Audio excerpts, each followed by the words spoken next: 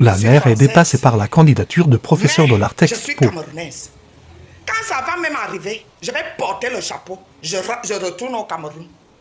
Je m'aborde langue de bois. Je ne fais pas la langue de bois. Non, je vais supporter parce que je suis bêtise. Non, vous avez dérangé. Hein. Les bêtises, vous avez dérangé cette fois-ci. Vous avez dérangé. Enlevez la candidature de Paul Biya.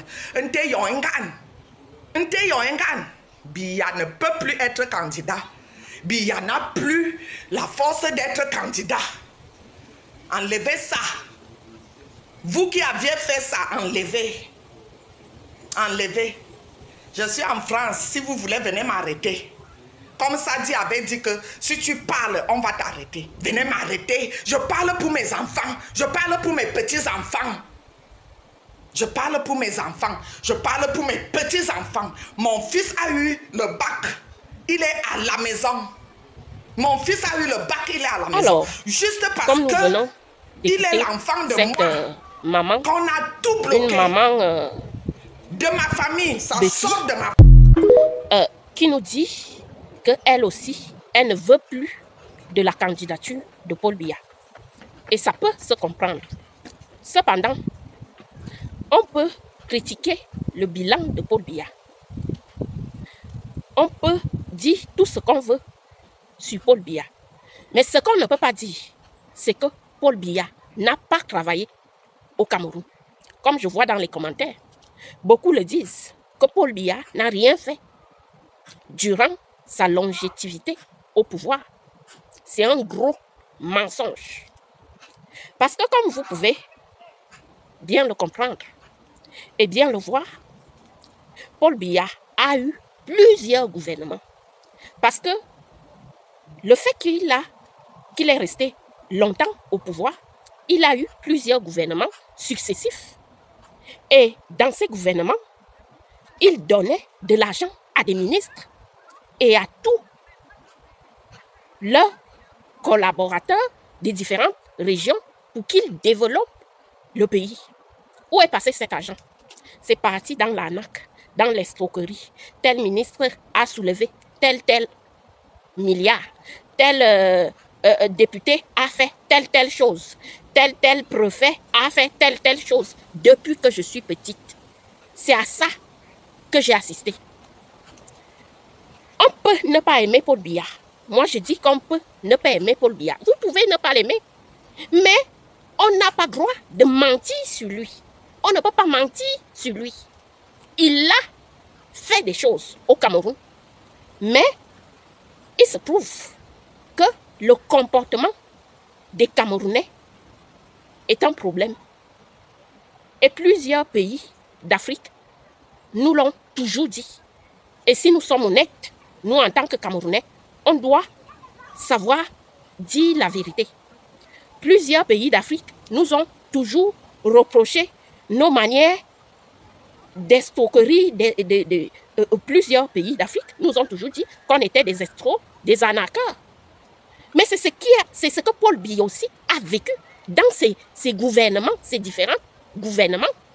À un moment donné, il faut dire la vérité. Vous pouvez détester la personne sans pour autant mentir sur lui. Ce n'est pas de la faute de Paul Biya. Si les Camerounais ont un mauvais comportement, et à un moment donné, il faut dire des vérités. Parce qu'il ne suffit pas de changer de président. Il faut aussi changer de comportement en tant que peuple, en tant que population camerounaise. On ne peut pas juste dire, bon maintenant, on va changer de président. Si on a toujours nos sales comportements, on peut mettre même un magouillet au pouvoir. Rien ne va changer. Oui, Paul Biya n'a pas été parfait. Mais Paul Biya, quand il était jeune,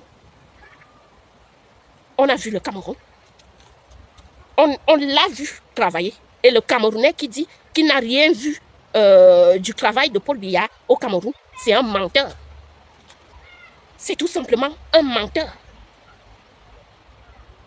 Moi, je n'ai pas de lien avec Paul Biya, à part qu'on est frères et sœurs du village. Je ne suis pas de sa famille, mais je ne peux pas aussi mentir sur sa personne. Paul Biya a travaillé. Il a voulu faire des choses au Cameroun. Je ne peux pas compter le nombre de ministres qu'il a dû emprisonner. Le nombre de députés de ceci, il a mis plusieurs élites en prison à cause des affaires d'escroquerie, d'arnaque, de tout ça. Il faut arrêter à un moment donné. Bon, maintenant, on voit le même arnaque continuer aujourd'hui. On voit ce qui est en train de continuer aujourd'hui. Le même arnaque. On voit un groupe de personnes qui se font passer pour lui. C'est ces gens, on voit le groupe de personnes qui ont pris le pays en otage, se faisant passer pour Paul Biya, en communiquant à sa place, en annonçant sa candidature à sa place. Mais tout est clair et net. Les Camerounais poussaient un peu la réflexion un peu plus loin. Comment ça se fait que vous avez un président et ce sont les autres personnes qui vous donnent des nouvelles par Internet, par-ci, par-là, C'est quoi ça? Nous sommes où là? La République bananière, c'est quoi? À un moment donné, il faut qu'on dise les vérités. Je vous dis que ce groupe de personnes-là, ce sont eux les vrais adversaires que vous, en tant que peuple camerounais, vous allez affronter en octobre. Ce n'est pas Paul Biya. Paul Biya, lui, c'est fini, il a fini son temps. Et ça dure même depuis des années. Cette mascarade qu'on veut nous faire croire, ça dure depuis des années aujourd'hui.